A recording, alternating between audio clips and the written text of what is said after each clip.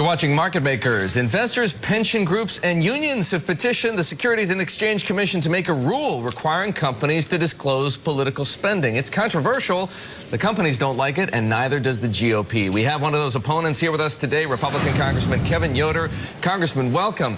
You're among those who have said this is politicizing the SEC. You've said that you've described it as partisan rulemaking. Why is it partisan? Why is it political? This is just about disclosure. You know what they say, sunlight is the best disinfectant. Well, first of all, the SEC, and first of all, thanks for having me on. The SEC has a broad set of responsibilities, but they're not broad enough to include the regulation of federal elections. The SEC is responsible for regulating capital formation, facilitating markets, managing and supporting investors.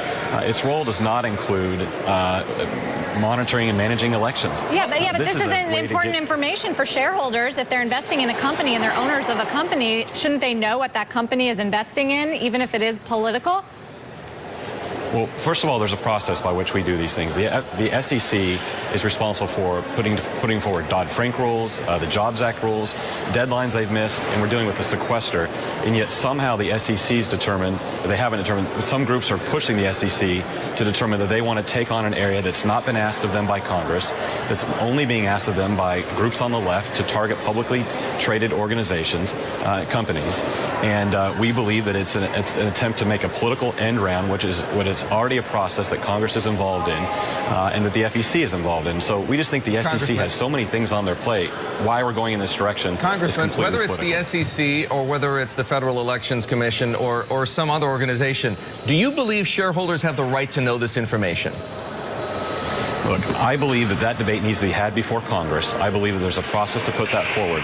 I will say shareholders have been asked this question, and when they've been asked and when they voted on it, 82% of them have voted on that they don't want that information.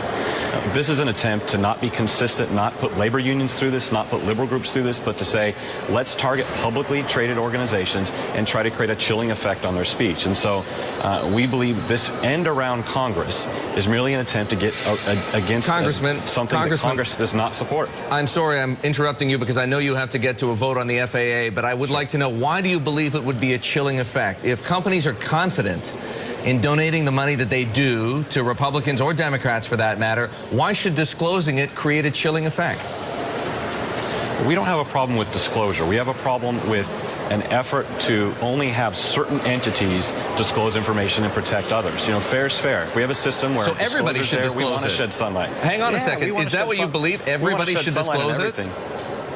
Well, we want everyone to be part of the sunlight, and what we don't want is this political attempt only to target publicly traded organizations. And so that's our real objection here. It isn't that there shouldn't be some disclosure. It isn't that we shouldn't shed additional sunlight on that. I think the public should be greater involved. I think the public should know many of these things. But what I don't think is the SEC in particular should be in a process of only targeting publicly traded entities based upon a shareholder portion of their requirement that is beyond their scope, and essentially is a politically driven effort to try to only put pressure on entities that might be supporting Republican candidates, but not that support left-leaning candidates. And so it's just, it's unfair and it's unduly burdensome, and it's way beyond the scope of the SEC. Well, one thing that I think both parties can agree on and both sides can agree on is that the SEC has a lot of other work to be done as well. Thank you, Congressman, for joining us. Kevin Yoder, Republican Congressman from Kansas. We'll be back on Market Makers in 2 minutes on Bloomberg Television.